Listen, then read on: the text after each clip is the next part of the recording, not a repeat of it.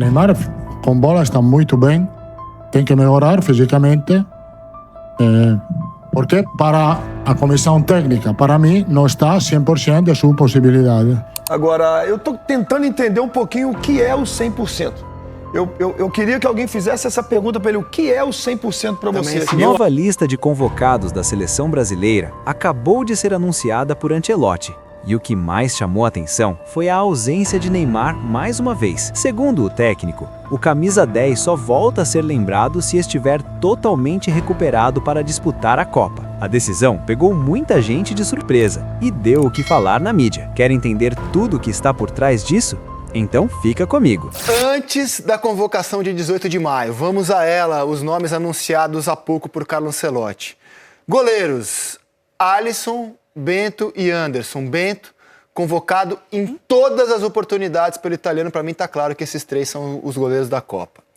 Defensores, ele disse que vai levar 9 para a Copa. Falou que vai levar 9 defensores para a Copa. Defensores, leia-se, zagueiros e laterais. Convocou o Alexandro, o Bremer, pela primeira vez convocado pelo Ancelotti, o Danilo, o Douglas Santos, o Gabriel Magalhães, que ele já colocou no time titular junto com o Marquinhos, o Ibañez, primeira vez convocado por Carlo Ancelotti, o Léo Pereira, primeira vez convocado por Carlo Ancelotti, o Marquinhos e o Wesley.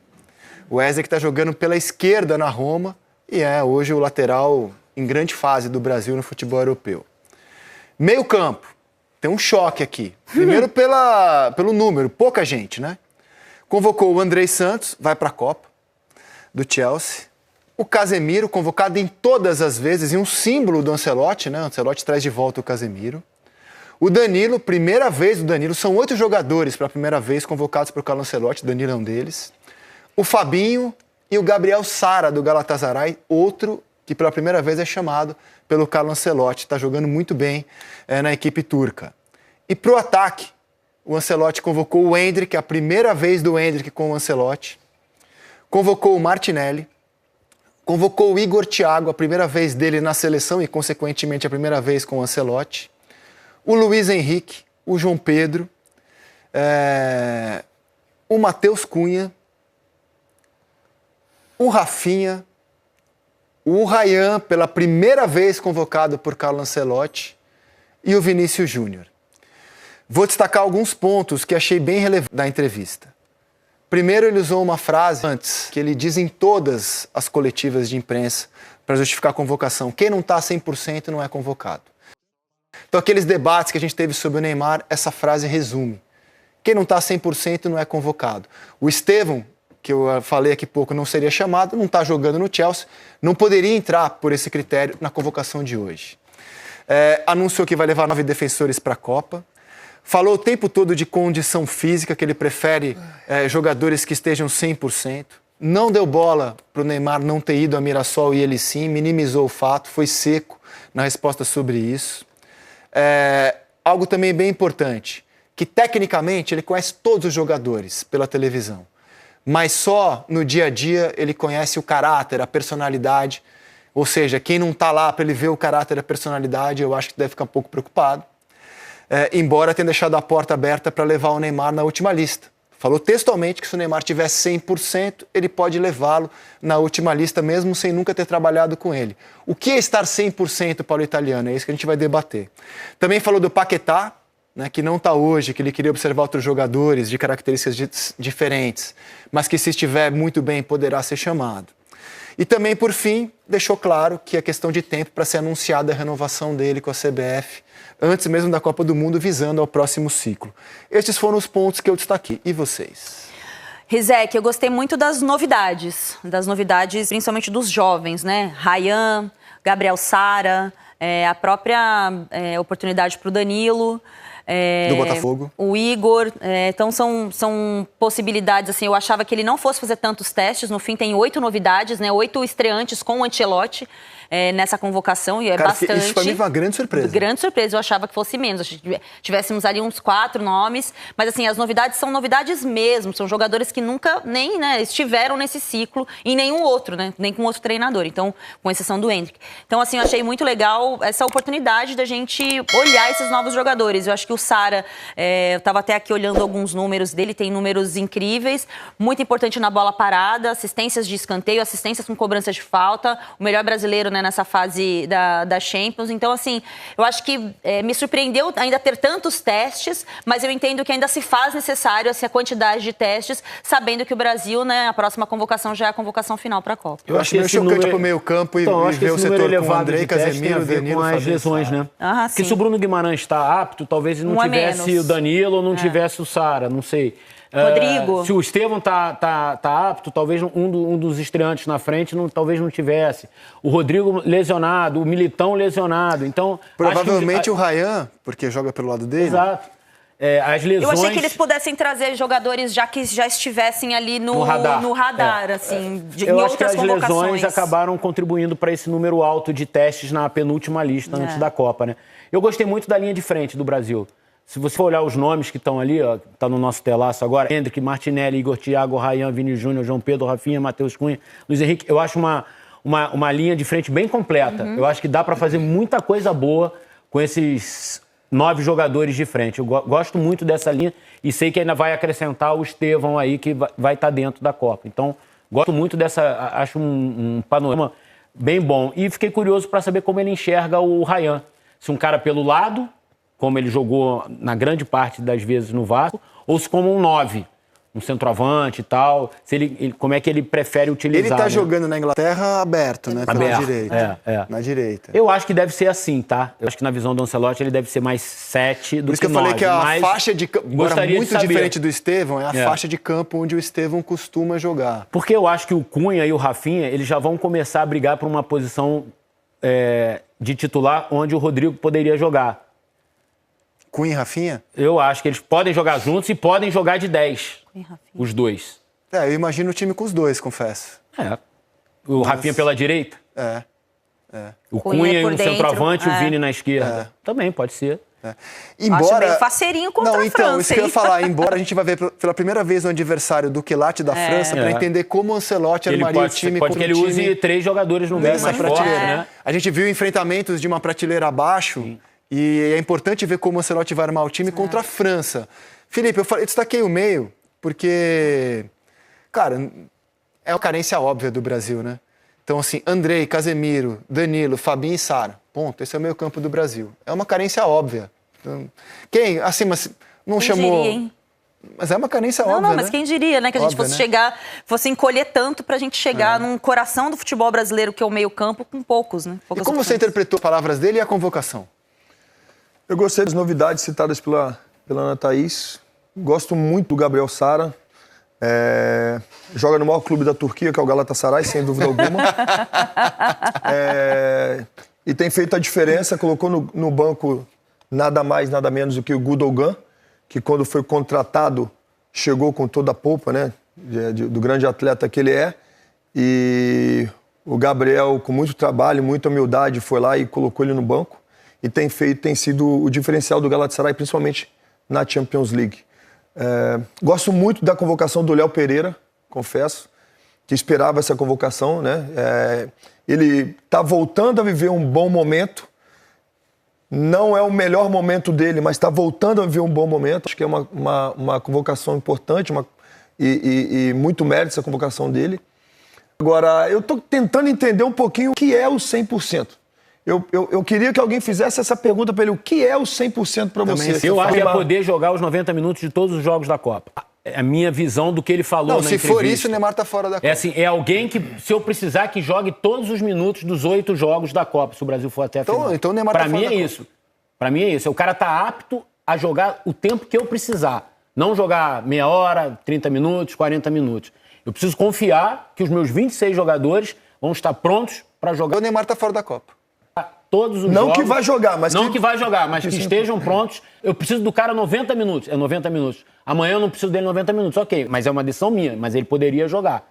Eu acho que o 100% do Ancelotti é isso. E eu, como repórter, anoto embaixo, se for essa a resposta, Neymar fora da Copa. E ele falou em 100% Sim. na Copa. Sim. Então me deu a impressão que ele não fechou a porta. Ele não fechou pro Neymar, ele não fechou. Não fechou a porta. Mas fechou pra poderia, outro. né, Mas gente? eu acho que a distância aumentou. Nem poderia, aumentou, Acho nem que poderia ficou- fechar. Nem poderia. Aí ele, agora sim, Não, ele não é. essa questão do Felipe é muito importante, também fiquei na dúvida. O que é 100%? Por exemplo, o Neymar nunca, na minha opinião, vai voltar a jogar o que ele já jogou um dia na vida. Gente, nenhuma Copa ele esteve 100%. 18 ele estava mal, 22, assim, quero dizer, não de forma negativa. Era a reta final de temporada, ele estava 18 ele estava mal, 22 ele teve dificuldade durante a Copa, volta depois para o mata-mata. Então, assim, é uma realidade que o acompanhou nas 2 últimas Copas e vai ser, mais uma vez, uma realidade que seguirá acompanhando. Se o parâmetro for o 100%, então ele não vai disputar a Copa. Mas assim, eu acho que quando Ou é o 100% do que ele pode entregar hoje, aos 34 eu anos, acho que é isso, depois de eu todas acho as que é isso. lesões. Não é, cada um tem o seu 100%. É. O 100% do Vini é diferente do 100% do Neymar, que é 100%. E nenhum desses jogos, eu vi no Neymar um desempenho assim de um jogador convocável para a Copa do Mundo. Então, se ele chamar o Neymar, não é por aquilo que ele está entregando hoje no Santos. É pela esperança de que na Copa do Mundo ele pode, em 30 minutos num jogo. Diferente do Casimiro. Mas, assim, o Casimiro é um jogador de 34 anos e, na opinião, e pelo que o Ancelotti enxerga nele, ele está apto a jogar todos os jogos da Copa. Um cara que atua em alto nível na Premier League, no Manchester United. Aí tá mesmo, o Casemiro tá. O que vai E eu ser insisto, o que o Neymar joga hoje no Santos, o Neymar tem 4 jogos nesse ano. 4 jogos. Né? Velo, 45 minutos. Novo Horizontino o jogo inteiro, Vasco o jogo inteiro, Corinthians o jogo inteiro. Em 20 no outro. Entrar e fazer muita diferença. Ele não está levando isso em consideração. Isso está claro. Ele não está levando isso em consideração. Então, se o Neymar estiver jogando o que ele está jogando hoje, e acrescento o que vem sendo os últimos anos da vida do Neymar, ele não vai para a Copa. Zé, que eu acho que chamou a atenção do Ancelotti o fato dele ter ficado 12 dias sem jogar e ter precisado de um controle de carga. Que foi E aí, não é uma questão de eu achar você, Ana ou Felipe. Foi a informação oficial do Santos. Ele não enfrentou o Mirassol porque precisava de um controle maior de carga. Eu acho que isso talvez... Em vista do clássico, ou seja, não dá para jogar 2 jogos Exato. em sequência. Então, hoje, esse cara não tem condição de fazer 2 jogos seguidos de alto nível. Perfeito. Né? Perfeito. E aí é uma informação oficial do Santos. E ele se baseou nessa informação do Santos para, de repente, criar esse raciocínio dele do negócio do 100% e dar a resposta que ele deu. Para mim, a resposta foi clara. Assim, eu preciso de alguém que esteja sempre 100%. O zagueiro que ele queria, era uma marca dele, o Alex do Lille, também sofre com muitas lesões, não conseguiu ter sequência na E seleção. foi um cara que ele trouxe. Então ele está buscando alternativas. Eu gosto muito do Bremer.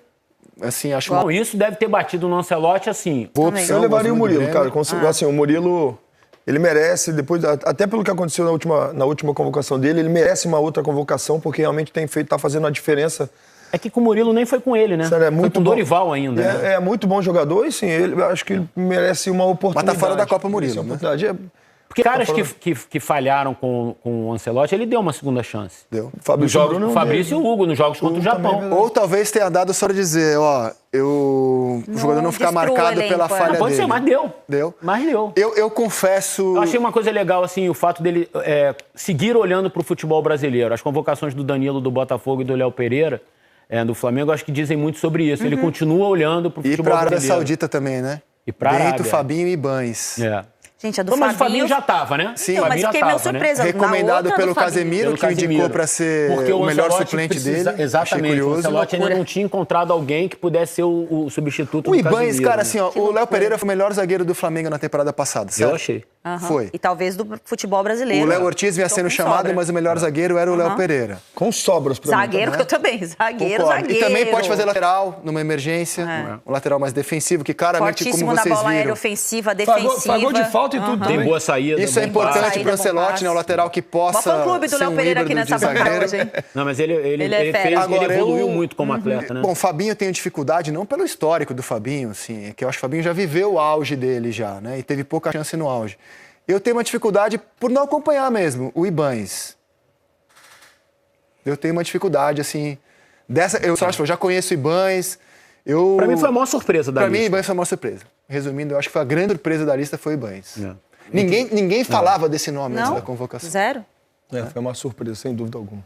E como você tem zagueiros jogando em alto nível, como o Murilo, chama atenção. Então, esse cara deve estar melhor do que o Murilo no Nottingham Forest. Mas no Campeonato Árabe... Por isso que eu falei. Deve estar fazendo gol todo jogo, porque o Murilo está muito bem na Premier. É curioso. Evitando, né, gols ali, a resenha dele com o Savinho, né? Enfim. Exatamente. É curioso, Ibanez. Também concordo, foi a grande surpresa. Foi a grande surpresa. E goleiros tá claro, né, gente? Temos os goleiros da Copa. Tá claro. Alisson, Bento e Ederson. Que era uma dúvida que a gente tinha. E para mim tá claro que a seleção brasileira, diferentemente da sua história em seleções, vai usar os laterais com muita parcimônia. Vai? Não sei nem se o Wesley vai ser titular. Eu acho que se o Militão estiver apto, o Militão vai ser o lateral direito titular. E por que o Wesley, que joga pela esquerda na Roma, não poderia ser até o lateral esquerdo? Apesar dele ter dois hoje na lista... Mas o fato é que chamam dois para a esquerda. Não, mas é que ele prefere alguém que seja melhor defensivamente. Eu acho.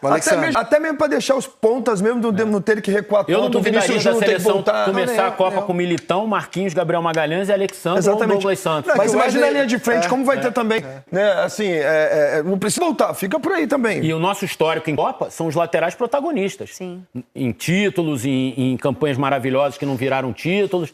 Todos os nossos laterais sempre foram protagonistas em Copa. Cafu, Roberto Carlos, Leandro Júnior, Carlos Alberto Torres, Jorginho, Leonardo Branco. Mas acha um lateral protagonista Newton hoje? Santos, que foi o primeiro lateral a avançar para o ataque, enfim. Então, mas hoje os laterais protagonistas são marroquinos, franceses, portugueses e espanhóis. E aí vai usar o que ele tem na mão. Não, eu falei, Wesley pode ser até uma arma no decorrer dos jogos. Sim. O Militão tá na direita, ele quer deixar o time ofensivo. Sobe bota o Wesley Wesley na lateral esquerda, pode ser uma possibilidade, né? Pode.